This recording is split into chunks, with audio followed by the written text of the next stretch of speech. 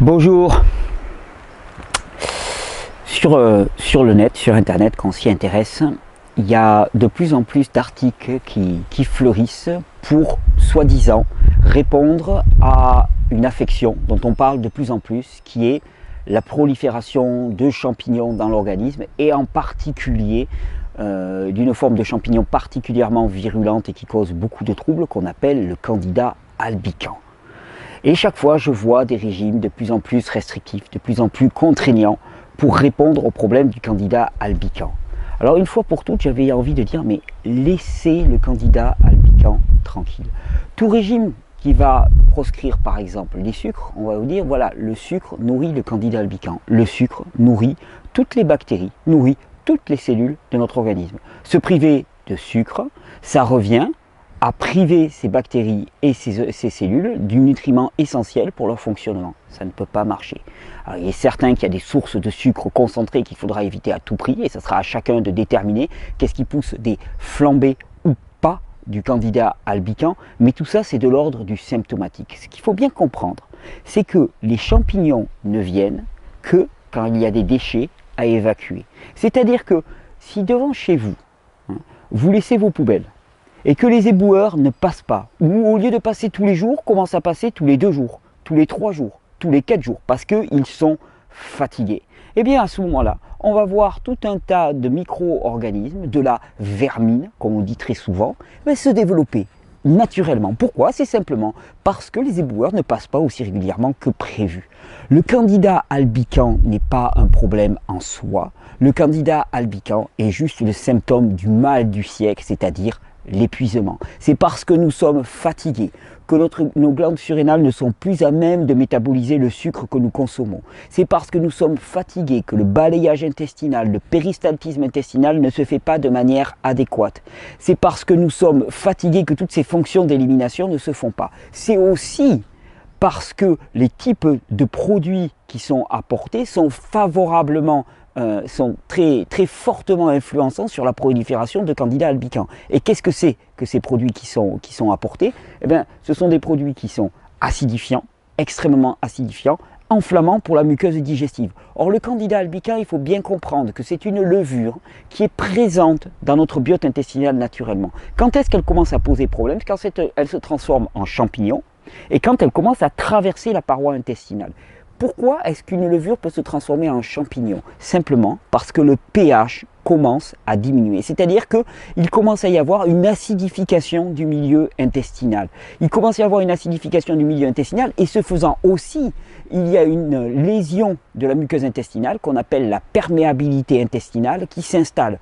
Donc la levure se transforme en champignon et le champignon peut commencer à s'infiltrer. Il traverse ce qu'on appelle cette barrière intestinale et ce biote intestinal qui devrait normalement être notre premier rempart immunitaire, et il commence à traverser ça et il commence à s'infiltrer et à infester tout l'organisme. Tout ça, ce n'est qu'un symptôme de l'acidification.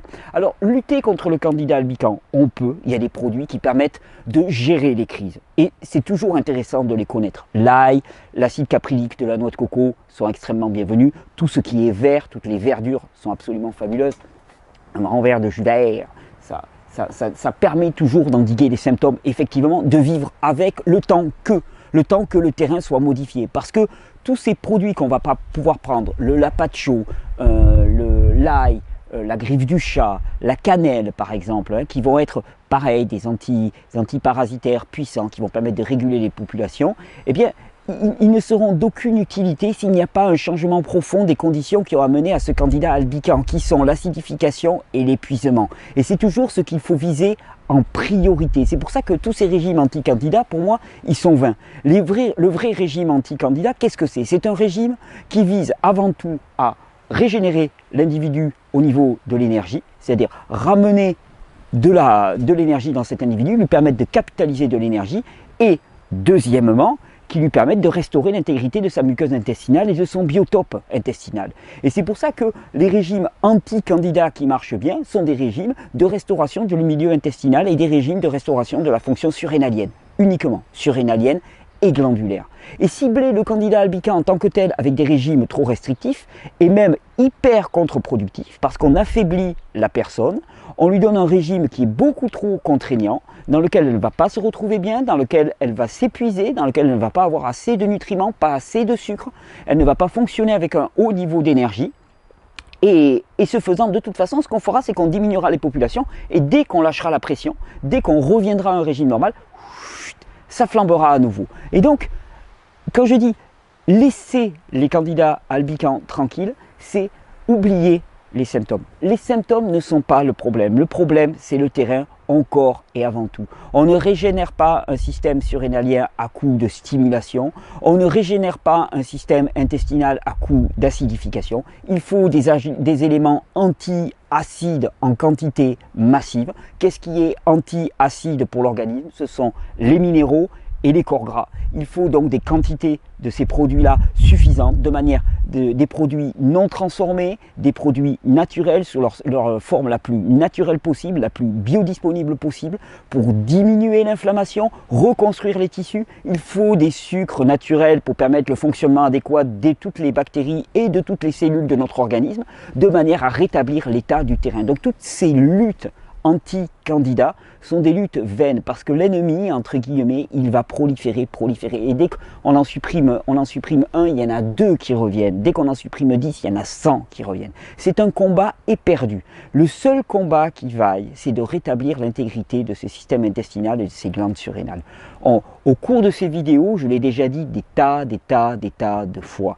Le gros challenge, il est là. La personne qui a une barrière intestinale, une barrière immunitaire, il faut bien comprendre ce système intestinal, ce biotope intestinal, il est notre garant immunitaire. C'est lui qui doit faire le tri entre le bon et le mauvais. C'est-à-dire que si ce système est là bien présent, il n'y a aucun élément nocif pour l'organisme qui ne pourrait rentrer dans le milieu intérieur et venir nous intoxiquer. Et les glandes surrénales, qui sont le système nerveux, les deux fonctionnant en tandem, parce que au fur et à mesure que la barrière intestinale laisse passer des produits toxiques, eh bien les glandes surrénales travaillent pour essayer d'éliminer. Elles se fatiguent donc. Comme elles se fatiguent, le balayage intestinal commence à diminuer, ce qui fait que l'intoxication augmente, et c'est une espèce de cercle vicieux. Que ça commence du côté surrénalien ou que ça commence du côté intestinal, peu importe. L'important, c'est que c'est ces deux secteurs à régénérer. On a fait des tas de vidéos là-dessus. Il va y en avoir de plus en plus de toute façon.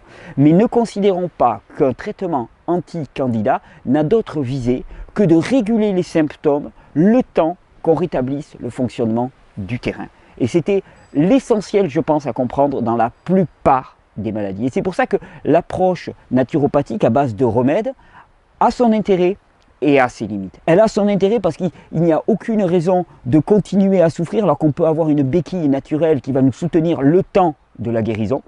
Mais elle n'est pas suffisante parce que sans correction du terrain, ça sera un combat perdu d'avance. Alors le candidat albican, on lui fiche la paix. Par contre, le terrain intestinal, on le rétablit. Vidéo après vidéo, partage après partage. On va tous cheminer pour vraiment arriver à connaître les conditions propres à chaque individu qui vont lui permettre de relever ce challenge. Bonne régénération.